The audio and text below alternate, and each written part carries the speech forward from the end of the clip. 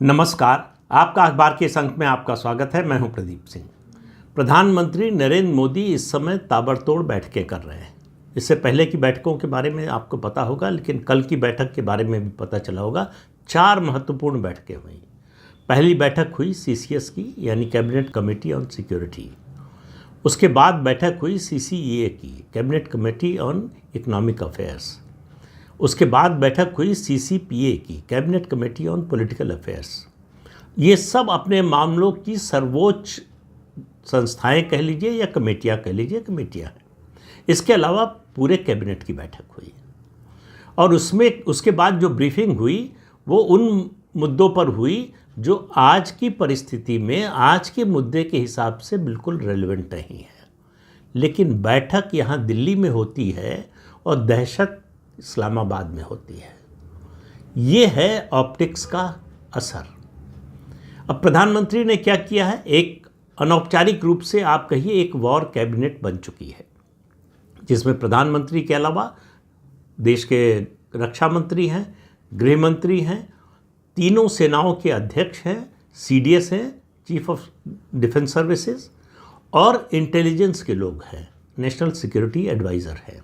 इसके अलावा प्रधानमंत्री ने बुधवार को नेशनल सिक्योरिटी एडवाइजरी कमेटी का पुनर्गठन कर दिया।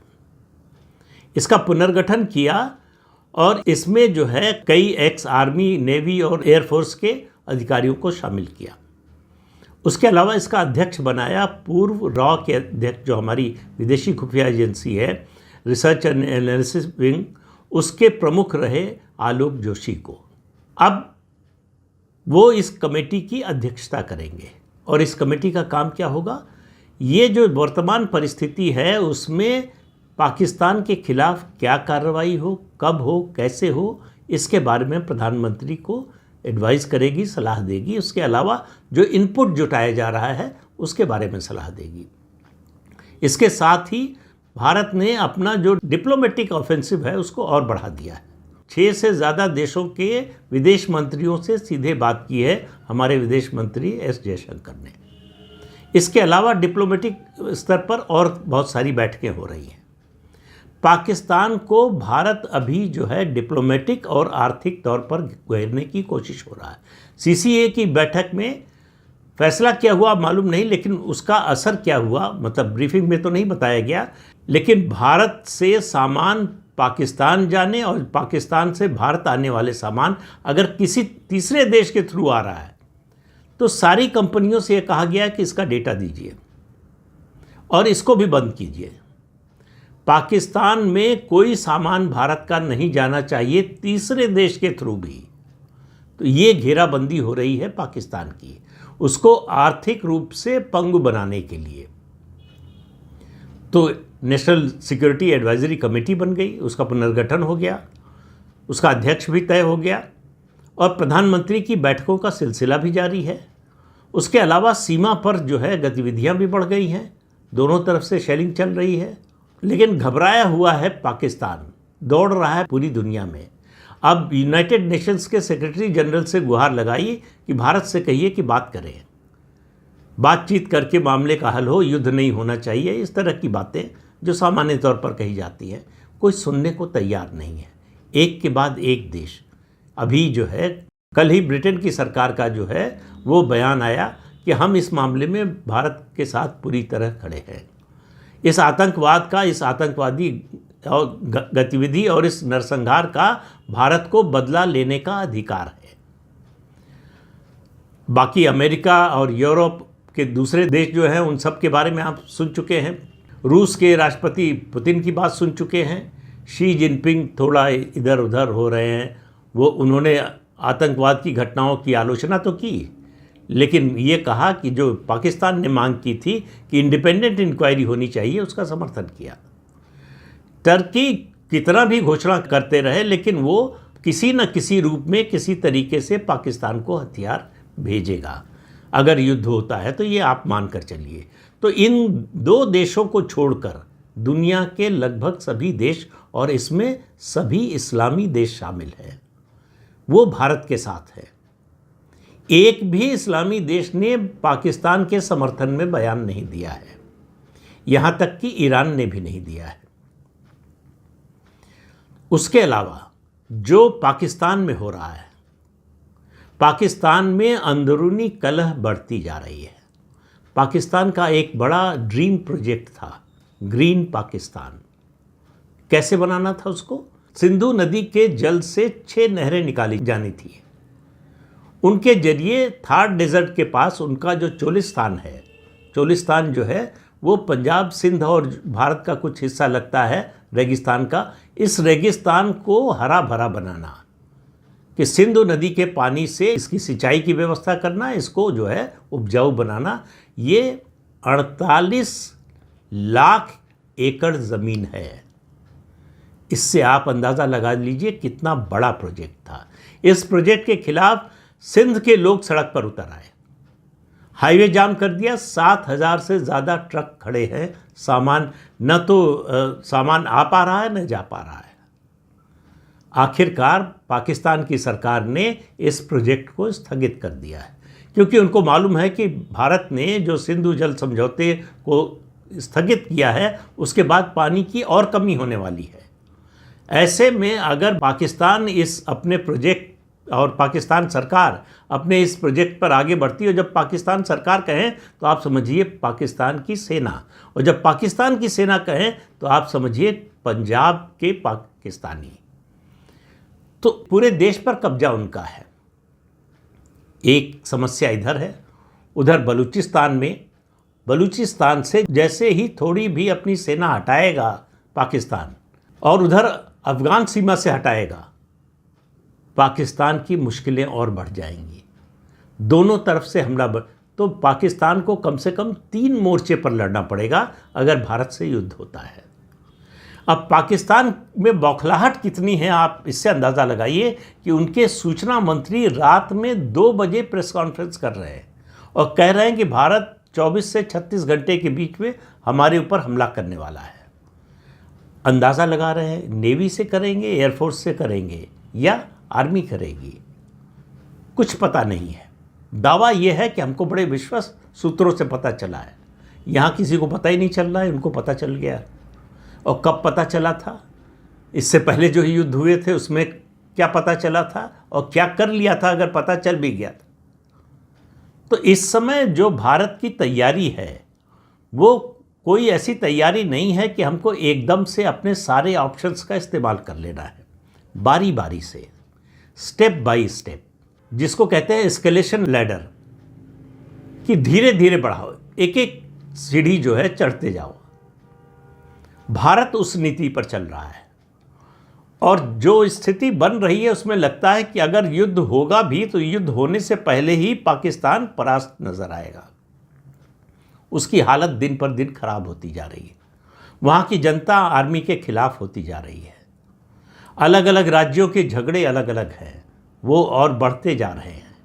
भारत अगर बलूचिस्तान और जो है खैबर पख्तूनख्वा में मदद कर दे विद्रोहियों की तो पाकिस्तान के लिए और बड़ी समस्या हो जाएगी। तो चोलिस्तान की मैं बात बता रहा था आपको। चोलिस्तान जो है, यहाँ हिकरा नदी का सूखा हुआ रास्ता भी है जिसके किनारे आपको सिंधु सभ्यता के तमाम खंडहर दिख जाएंगे। तो पाकिस्तान में जो स्थिति है केवल एक कदम से, और वो कदम है सिंधु जल समझौते को स्थगित करने से। पाकिस्तान बिना पानी के मरने की स्थिति में आने वाला है, ये आप मानकर चलिए।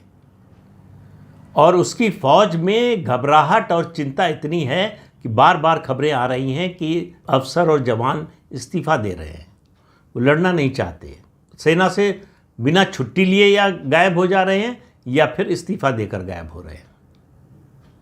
और ये पहले भी मैं बता चुका हूँ, आपको पता होगा कि जो उनके आर्मी कमांडर्स हैं, जो बड़े अधिकारी हैं, उन्होंने अपने परिवार विदेश भेज दिए हैं। तो जिस देश की सेना के उच्च पदस्थ अधिकारी अपने परिवार को लेकर इतना असुरक्षित महसूस कर रहे हो, उस देश की सेना के मनोबल के बारे में आप अंदाज़ा लगा लीजिए। तो प्रधानमंत्री नरेंद्र मोदी जिस रणनीति पर विचार कर रहे हैं वो रणनीति ये है, कल उसका जो है एक थोड़ा खुलासा भी किया गया कि पूरा फ्री हैंड दे दिया है आर्म फोर्सेस को। कहा है कि टारगेट आप तय कीजिए, टाइमिंग आप तय कीजिए और तरीका भी तय कीजिए। लेकिन सरकार क्या चाहती है उनसे? सरकार चाहती है कि ऐसा एक्शन हो जो डिमॉन्स्ट्रेबल हो, दिखाई दे, और वो एक्शन जो दिखाई दे और जिसका असर हो, वो दो ही चीज़ों पर अटैक से हो सकता है, पाकिस्तान आर्मी और उसके अलावा आईएसआई। इन दोनों पर आक्रमण से कम में कोई बात बनने वाली नहीं है। अगर ऐसा उससे कम में कोई एक्शन होता है तो आप मानकर चलिए कि उसका असर ज़्यादा देर तक, ज़्यादा समय तक नहीं रहेगा। तो जो प्रधानमंत्री ने बात कही है, बार बार मैं याद दिला रहा हूँ, दो भाषणों की। एक जो उन्होंने बिहार में कहा कि दुनिया के आखिरी कोने से भी खोज कर लाएंगे और ऐसी सज़ा देंगे उनको और उनके आकाओं को, उनको बढ़ावा देने वालों को, जिसकी उन्होंने कल्पना भी नहीं की होगी। दूसरी बात उन्होंने कहा, समय बहुत सीमित है, लक्ष्य बहुत बड़े हैं। सेना हमारी, फौजें हमारी इसी को मंत्र बनाकर आगे चल रही हैं। हम 4-4 लड़ाइयाँ लड़ चुके हैं। भारत के फौजियों को पता है पाकिस्तान से कैसे निपटना है। इससे पहले उनको इस तरह का फ्री हैंड नहीं मिला था जो इस बार मिल रहा है। इस बार ऐसा कोई बंधन नहीं है कि आप एलओसी नहीं क्रॉस करेंगे। ऐसा कोई बंधन नहीं है कि आप एलओसी के पार जो है वायुसेना का हमारा लड़ाकू विमान नहीं जाएगा। और दुनिया का समर्थन, मैं कह रहा हूँ ये बहुत बड़ी बात है। 1971 का युद्ध जो हमने जीता, उसमें भी अमेरिका पूरी तरह से पाकिस्तान के साथ खड़ा था। उस समय रूस ने हमारा साथ दिया था। उस समय अमेरिका का 7वां बेड़ा चल चुका था पाकिस्तान की रक्षा के लिए। रूस ने अपना नेवी का फ्रिगेट भेज दिया उससे पहले, और जब तक वो 7वां बेड़ा पहुंचता अमेरिका का, तब तक भारत बांग्लादेश बना चुका था। 93,000 सैनिकों का सरेंडर करा चुका था। ये सब हो चुका था। तो इसमें 13-14 दिन लगे थे सिर्फ। तब जो भारत की सैन्य तैयारी थी और आज जो है, तब की बात छोड़ दीजिए। 2019 में जब हमने बालाकोट एयर स्ट्राइक की, तब जो हमारी स्थिति थी और अब जो है, उसमें ज़मीन आसमान का अंतर आ गया है।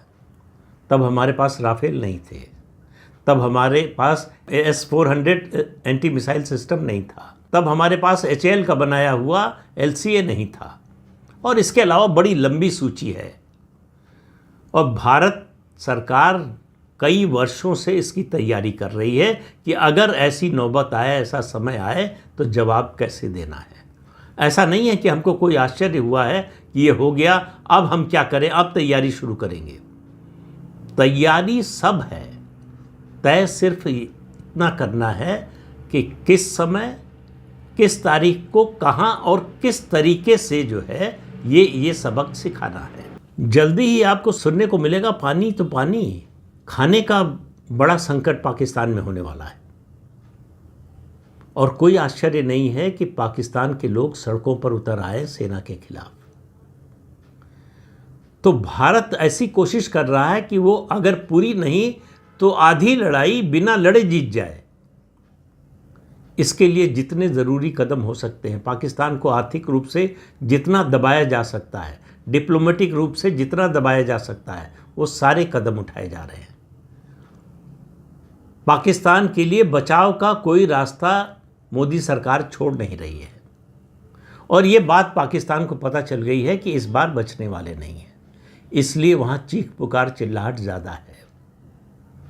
आपको याद होगा वो जो बयान दिया था ना उनके मुल्ला आसिम मुनीर ने, जो उनका सेनाध्यक्ष है, उसके बाद से उसकी शक्ल पाकिस्तान के किसी टीवी चैनल पर या कहीं भी दिखाई नहीं दी है।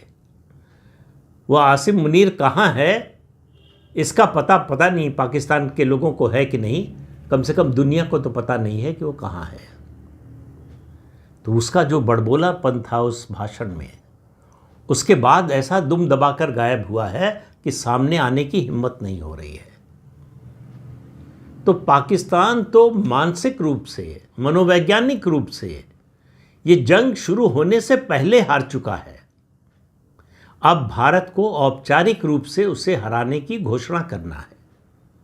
तो भारत की तैयारी जो है, जो एक्शन होगा वो बहुत ही प्रचंड होने वाला है। भूतो न भविष्यति होने वाला है। इसलिए तैयारी में कोई कोर कसर न रहे। सब मुद्दों पर विचार हो रहा है, प्लान ए पर भी, प्लान बी पर भी, और मुझे लगता है प्लान सी पर भी, कि अगर ये एक्शन लेंगे तो उसका क्या रिएक्शन होगा, फिर हमको क्या करना चाहिए। इन सारे मुद्दों पर विचार हो रहा है। और ऐसे लोग सलाहकार हैं इस समय जो बैटल हार्डन जिनको कहा जा सकता है, वो युद्ध लड़ चुके हैं और युद्ध देख चुके हैं, उसमें शामिल हो चुके हैं, और उनको मालूम है कि पाकिस्तान की कमज़ोरी क्या है और भारत की ताकत क्या है। एक बार फिर से आपको चाइनीज़ फिलोसोफर शुनजू की बात याद दिलाऊंगा कि किसी भी युद्ध को जीतने के लिए 2 बातों का जानना ज़रूरी है, अपने दुश्मन की कमज़ोरी और अपनी ताकत। अगर आपको ये दोनों मालूम है तो आपको जीतने से कोई रोक नहीं सकता, और भारत को ये दोनों बातें मालूम है। तो नतीजा आप समझ लीजिए कि क्या होने वाला है। लेकिन इतना तो है, पाकिस्तान में 1965 और 1971 में भी इतनी अफरा तफरी, इतनी बदहवासी का माहौल नहीं था जितना आज है, जबकि युद्ध शुरू नहीं हुआ है। केवल युद्ध की आशंका से पूरा पाकिस्तान हिला हुआ है। आने वाले दिनों में उसकी हालत और ख़राब होने वाली है। तो इस अंक में इतना ही। अगले अंक में फिर मिलेंगे किसी नए मुद्दे के साथ। तब तक के लिए अनुमति दीजिए। आपसे अनुरोध है कि ये चैनल देखिए, शेयर कीजिए, लाइक कीजिए और सब्सक्राइब ज़रूर कीजिए। नमस्कार।